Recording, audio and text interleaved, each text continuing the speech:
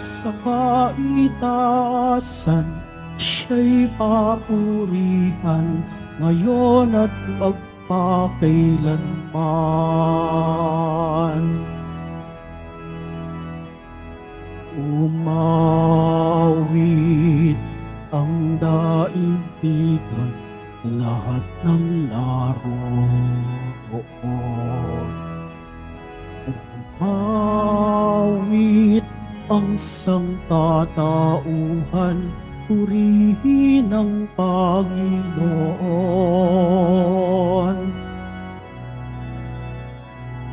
Papuri sa kaitaasan, siya'y papurihan, Diyos ng lahat. O papuri sa kaitaasan, siya'y papurihan, ngayon at magpakailanman.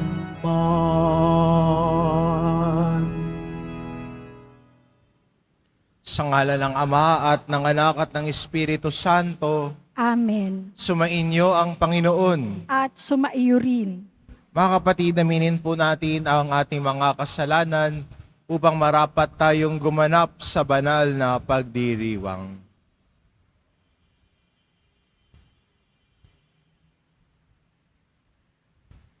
Inaamin ko Sa makapangyarihang Diyos at sa inyo mga kapatid, na lubha akong nagkasala sa isip, sa salita, sa gawa, at sa aking pagkukulang. Kaya isinasamo ko sa mahal na Birheng Maria, sa lahat ng mga anghel at mga banal, at sa inyo mga kapatid, na ako'y ipanalangin sa Panginoong ating Diyos. kaawaan tayo ng makapangyarihan Diyos, patawarin tayo sa ating mga kasalanan, at patnubayan tayo sa buhay na walang hanggan. Amen. Panginoon, kaawaan mo kami. Panginoon, kaawaan mo kami. Kristo, kaawaan mo kami. Kristo, kaawaan mo kami. Panginoon, kaawaan mo kami. Panginoon, kaawaan mo kami. Manalangin tayo.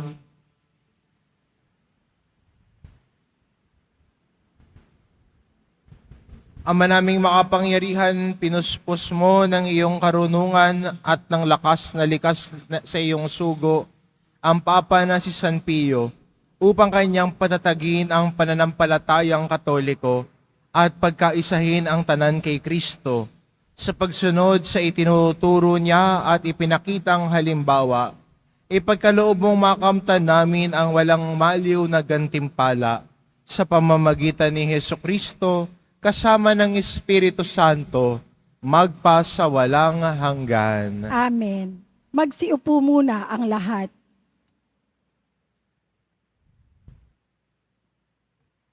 Pagbasa mula sa aklat ni Propeta Ezekiel.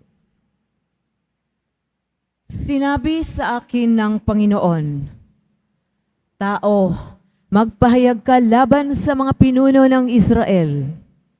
Sabihin mong ipinasasabi ko, nakatakda na ang parusa sa inyo, mga pinuno ng Israel. Sarili ninyo ang inyong iniintindi at hindi ang mga tupa. Iniinom ninyo ang gatas, nagdaramit kayo ng lana, nagpapatay ng mga pinatabang hayop, ngunit hindi ninyo pinakakain ang mga tupa. Bakit hindi ninyo pinalalakas ang mahihina, ni ginagamot ang mga may sakit, ni hinihilot ang mga pilay? Bakit hindi ninyo hinahanap ang nawawala, ni ibinabalik ang nalalayo? Sa halip ay ginagamitan ninyo sila ng kamay na bakal. Sila'y nangangalat at nilalapan ng mababangis na hayop, pagkat walang pastol. Ang mga tupa ko'y nagkalat sa mga bundok, burol at sa lahat ng panig ng daigdig, ngunit walang ibig humanap sa kanila. Dahil dito, mga pinuno, dinggin ninyo ang aking sinasabi. Ako ang Diyos na buhay. Ang mga tupa ko'y pinipinsala at nilalapan ng mababangis na hayop pagkat walang nangangalaga. Hindi hinahanap ng mga pastol ang aking mga tupa. Sa halip na alagaan nila ang mga ito, ang sarili nila ang binubusog.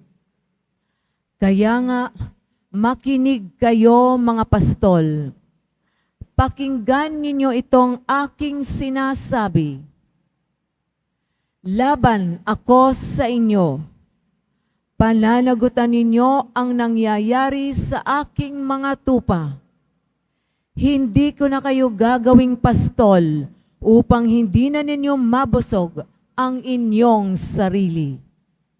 Ilalayo ko sa inyo ang aking mga tupa at hindi na ninyo mapapakinabangan ang mga ito. Ito ang ipinasasabi ng Panginoon. Ako mismo ang maghahanap at mag-aalaga ng aking mga pastol, mga tupa. Ang salita ng Diyos. Salamat sa Diyos. Pastol ko'y Panginoong Diyos, hindi ako magdarahop. Pastol ko'y Panginoong Diyos, hindi ako magdarahop.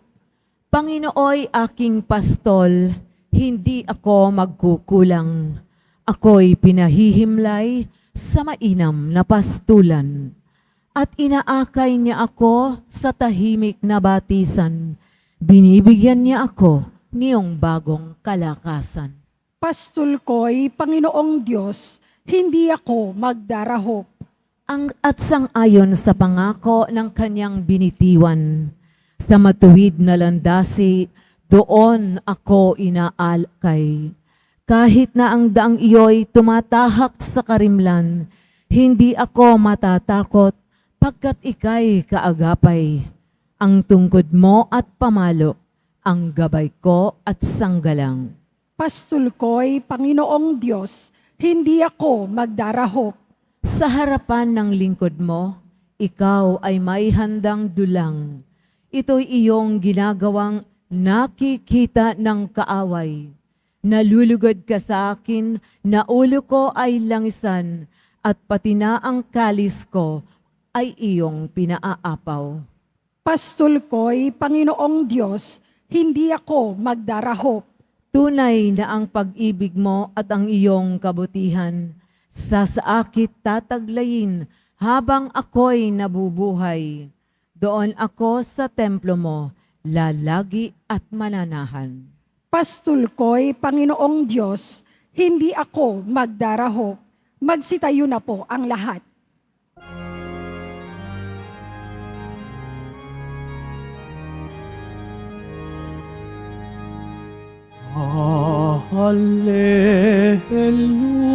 Hallelujah, Hallelujah, Hallelujah,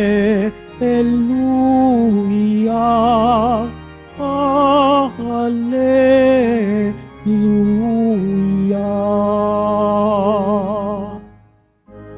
Buhay ang salita ng Diyos, ganap nitong natatalos, tanang ating niloloob. Hallelujah, Hallelujah, Hallelujah,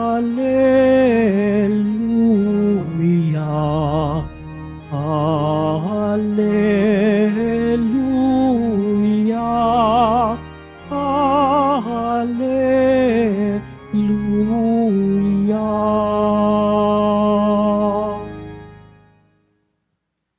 Sumainyo ang Panginoon, At sumaiyo rin. ang mabuting balita ng Panginoon ayon kay San Mateo.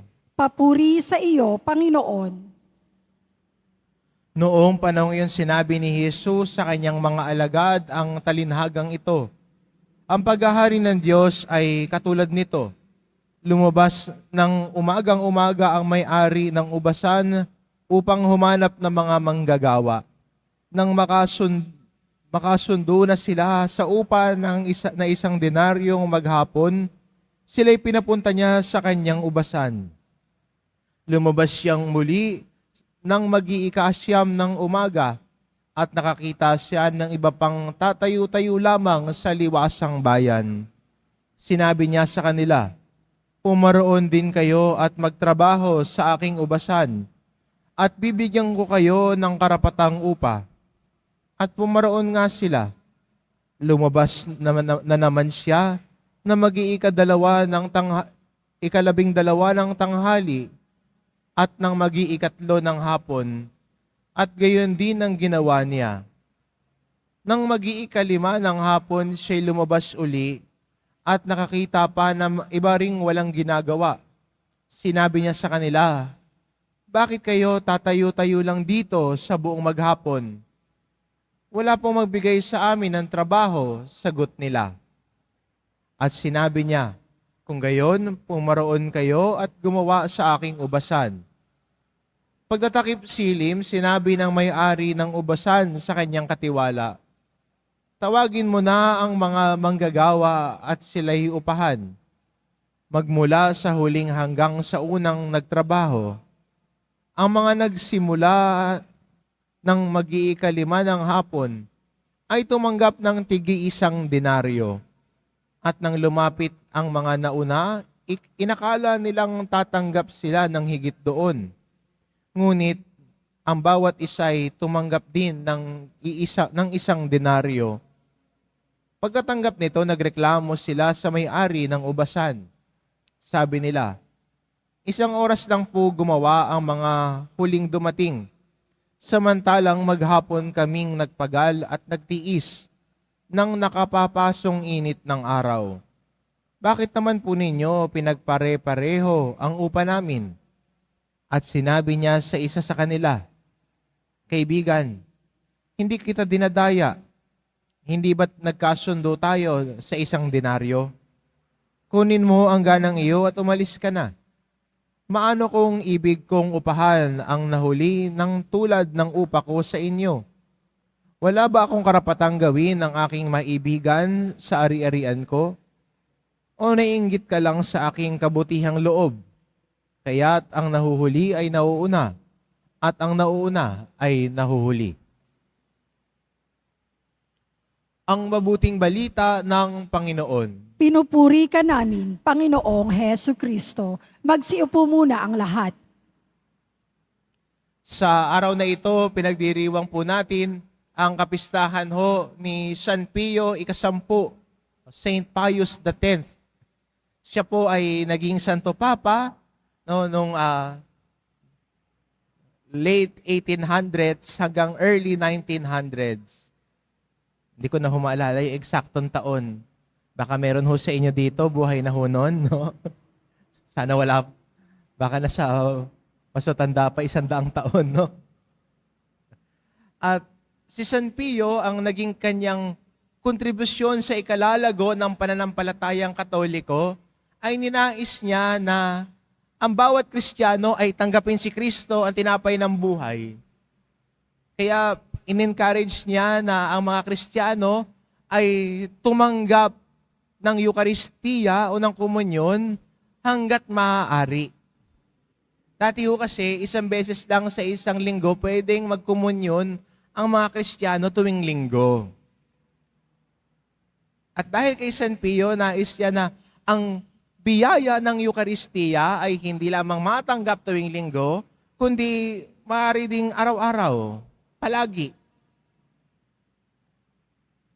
At ganon din, binuksan din niya ang pagkakataon para sa mga bata na matanggap si Kristo sa banal na komunyon.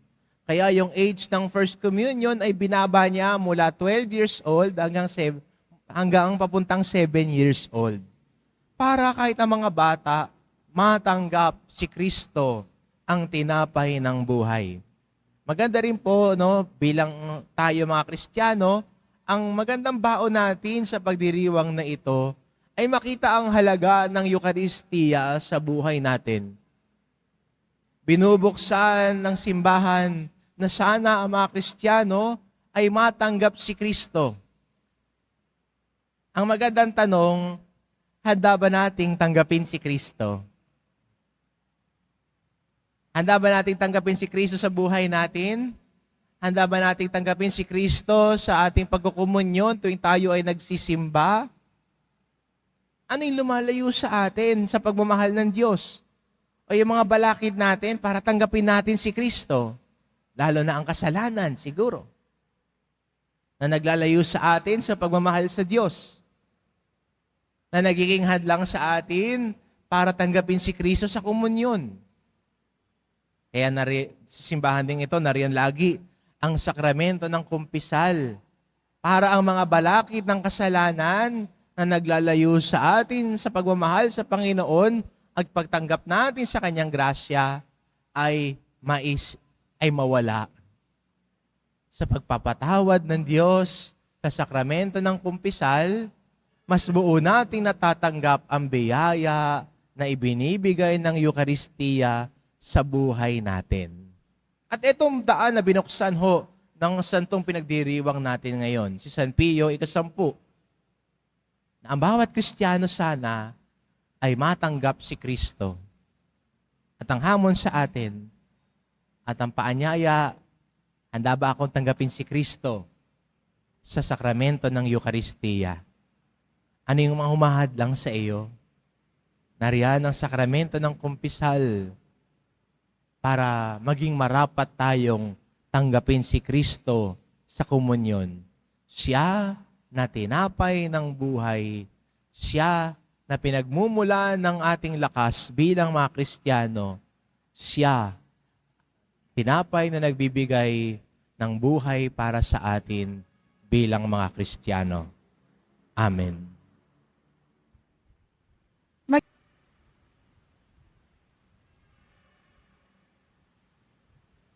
Minamahal ko mga kapatid, ang pamamaraan ng Diyos ay hindi tulad ng sa atin dahil ang kanyang katarungan at kagandahang loob ay higit pa sa ating turing at sukat. Lumapit tayo sa Kanya habang nananalig, napakinggan niya tayo at hindi bibiguin. Ang ating itugon, Ama, sumaamin nawa ang iyong kagandahang loob. Ama, sumaamin nawa ang iyong kagandahang loob.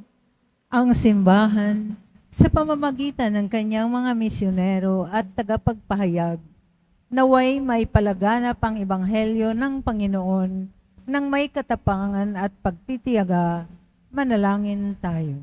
Ama, sumaamin nawa ang iyong kagandahang loob.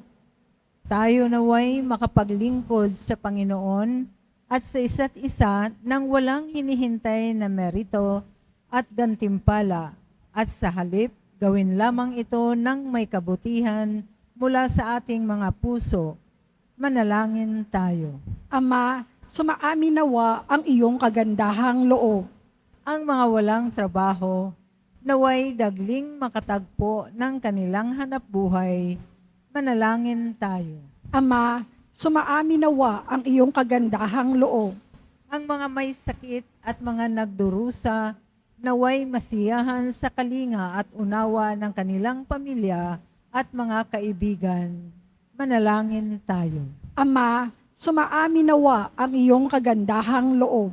Ang mga nagtiyagang mamuhay ng mabuti sa mundong ito at namayapa, naway makatanggap ng gantimpala sa makalangit na kaharian ng Diyos. Manalangin tayo. Ama, sumaamin nawa ang iyong kagandahang loob. Panginoon naming Diyos, magpakumbaba kaming naglilingkod sa iyo sa abot ng aming makakaya ng walang hinihinging kapalit. Naniniwala kami na nasa piling ka namin at binibigyan mo kami ng mabubuting bagay dahil sa iyong anak na si Jesus, aming Panginoon. Amen. Magsiupo muna ang lahat.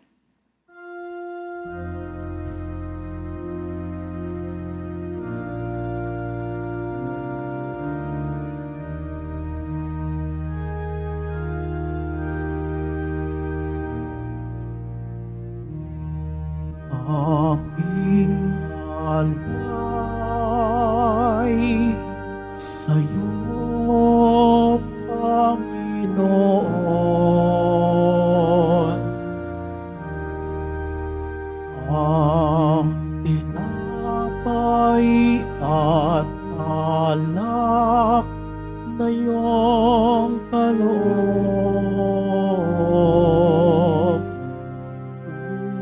upang gunitain ang iyong buhay na inialay ng tayo'y magdiwang bilang isang sambayanan.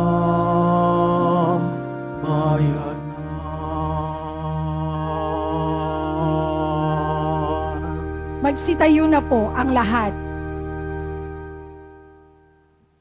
Manalangin kayo mga kapatid upang ang paghahain natin ay kalugdan ng Diyos amang makapangyarihan.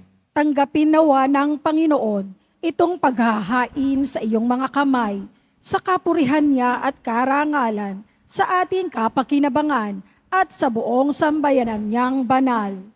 Ama naming lumikha sa iyong pagpapaunlak, natanggapin ang aming paghahain, loobin mong kaming nagdiriwang nang may pagtalima sa tagubilin ni Papa San Pio, ay taimtim na makaganap sa ikapakikinabang ng wagas sa pamamagitan ni Hesukristo kasama ng Espiritu Santo magpasawalang hanggan. Amen. Sumainyo ang Panginoon. At sumaiyo rin. Itaas sa Diyos ang inyong puso at diwa. Itinaas na namin sa Panginoon. Pasalamatan natin ang Panginoong ating Diyos. Marapat na siya ay pasalamatan. Ama naming makapangyarihan, tunay ngang marapat na ikaw ay aming pasalamatan sa pamamagitan ni Hesukristo na aming Panginoon. Ngayong si Papa San Pio ay pinararangalan sa pamumuhay niyang totoong uliran at pagiging maasahan sa panunungkulan. Kaya't si Hesukristo na maasahan sa katapatan ay inihayag sa pangangasiwa ng sambayanan. Ang malasakit na mga ulirang tagapangasiwa noon ay nagpapatuloy magpahanggang ngayon sa mga panalangin kanilang iniuukol, kaisa ng sambayanan mong dito'y nagtitipon. Kaya kaisa ng mga anghela nagsisiawit ng papuri sa iyo nang walang humpay sa kalangitan. Kami nagbubunyi sa iyong kadakilaan. Santo, Santo, Santo, Panginoong Diyos ng mga hukbo, napupuno ang langit at lupa ng kadakilaan mo. O sana sa kaitaasan, pinagpala ang naparirito sa ngalan ng Panginoon. O sana sa kaitaasan, magsiluhod po ang lahat. Ama naming banal, ikaw ang bukal ng tanang kabanalan. Kaya't sa pamamagitan ng iyong Espiritu gawin mong banal ang kaloob na ito, upang para sa amin maging katawan at dugo ng aming Panginoong Hesukristo. Bago niya pinagtiis ang kusang loob na maging handog, hinawakan niya ang tinapay, pinasalamatan kanya. Pinagati-hati niya iyon, iniabot sa kanyang mga alagad at sinabi, "Tanggapin ninyong lahat ito at kanin.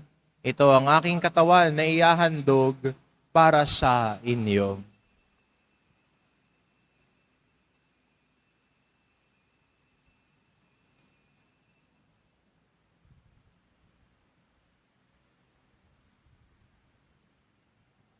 Gayun din naman na matapos ang hapunan, hinawakan niya ang kalis.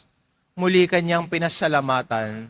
Iniabot niya ang kalis sa kanyang mga alagad at sinabi, "Tanggapin ninyong lahat ito at inumin. Ito ang kalis ng aking dugo, ng bago at walang hanggang tipan. Ang aking dugo na ibubuhos para sa inyo at para sa lahat, sa ikapagpapatawad ng mga kasalanan. Gawin ninyo ito sa pag-alala sa akin."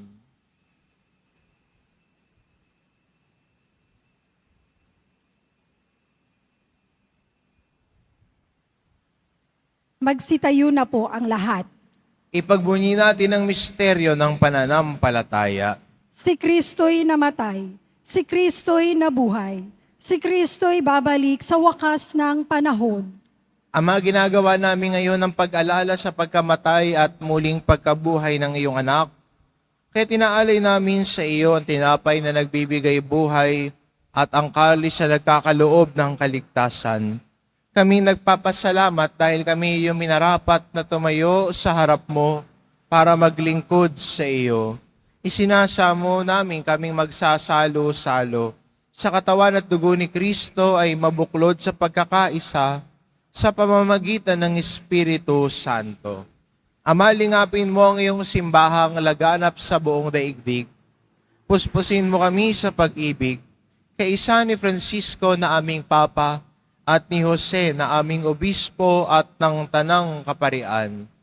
Alalahanin mo rin ang mga kapatid naming nahimlay na may pag-asang sila'y muling mabubuhay, gayon din ang lahat ng mga pumanaw. Kaawaan mo sila at patuloyin sa iyong kaliwanagan. Kaawaan mo at pagindapatin kaming lahat na makasalo sa iyong buhay na walang wakas. Kaisa na mahal na Birheng Maria na ina ng Diyos, ng kabiyak ng puso niyang si San Jose, kaisa na mga apostol at ng lahat ng mga banal na namuhay dito sa daigdig ng kalugod-lugod sa iyo, maipagdiwang nawa namin ang pagpupuri sa ikararangal mo sa pamamagitan ng iyong anak na aming Panginoong Hesu Kristo.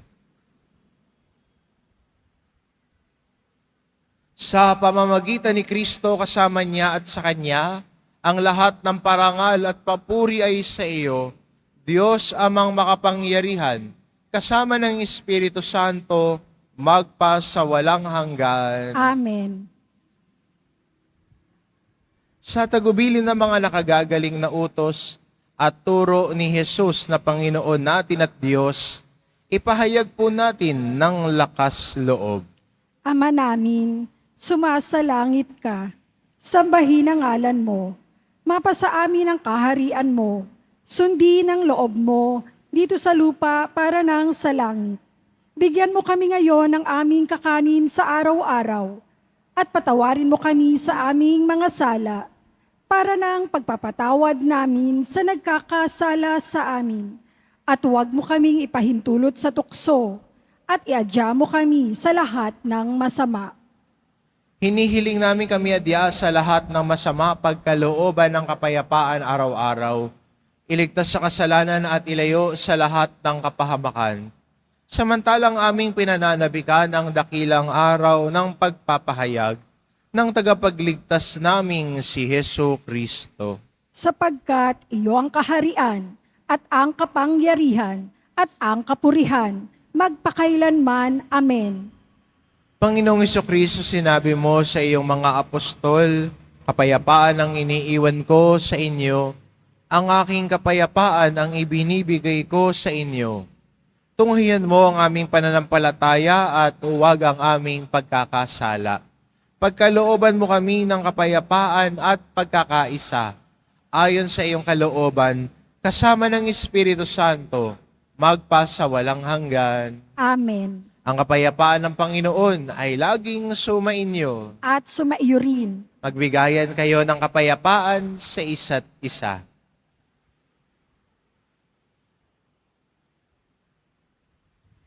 Kordero ng Diyos na nag-aalis ng mga kasalanan ng sanlibutan, maawa ka sa amin. Kordero ng Diyos na nag-aalis ng mga kasalanan ng sanlibutan, maawa ka sa amin. Kordero ng Diyos na nag-aalis ng mga kasalanan ng sanlibutan, ipagkaloob mo sa amin ang kapayapaan, magsiluhod po ang lahat. Ito ang kordero ng Diyos, ito nag-aalis ng kasalanan ng sanlibutan. Mapalad ang mga inaanyayahan sa kanyang piging. Panginoon, hindi ako karapat-dapat na magpatuloy sa iyo, ngunit sa isang salita mo lamang ay gagaling na ako.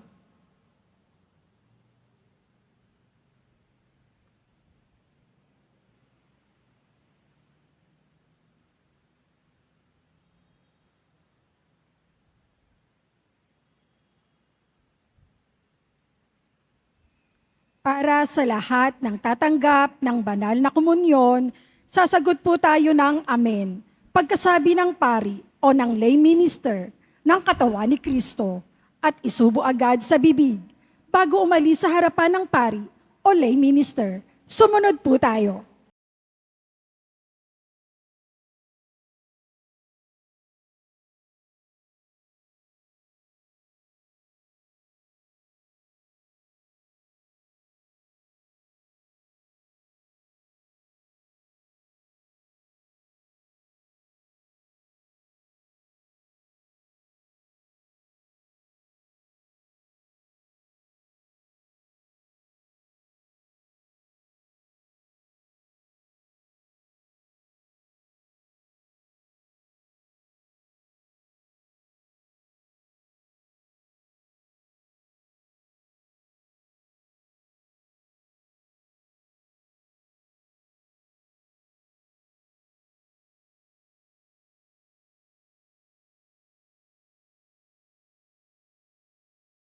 Manalangin tayo. Ama namin mapagmahal, sa pagunita namin kay Papa San Pio, kaming nagsalo-salo sa banal na hapag ay magkaroon nawa ng pananampalatayang matatag at pagkakaisa sa pag-ibig mong matapat sa pamamagitan ni Hesukristo kasama ng Espiritu Santo magpasawalang hanggan. Amen. Sumainyo ang Panginoon. At sumaiyo rin. Mahal na pong Jesus Nazareno, inihayag mo sa pamamagitan ng krus ang walang maliw na pag-ibig ng Diyos sa sangkatauhan. Pakinggan mo ang kahilingan ng iyong angkan na nagsusumamo sa iyo. Makamtanawa nila ang iyong katugunan at tanggapin ang kasagutan na may utang na loob na tinatanaw. Basbasan din po ninyo ang mga may daladala nilang imahin at dasalan sa pamamagitan ng bendisyon na ito, naway maalala nila ang mga pangako nila noon sa binyag, na ikaw ang kanilang iibigin at paglilingkuran bilang Panginoon magpasawalang hanggan. Amen. At pagpalain kayo ng ating mapagmahal na Diyos, ang Ama at ang Anak at ang Espiritu Santo. Amen. Humayo kayo, taglay ang kapayapaan ng poong Jesus Nazareno. Salamat sa Diyos.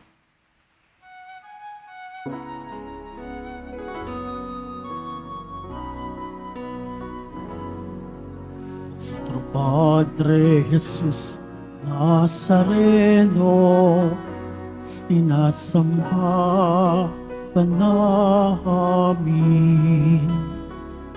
Pinipintuho ka namin.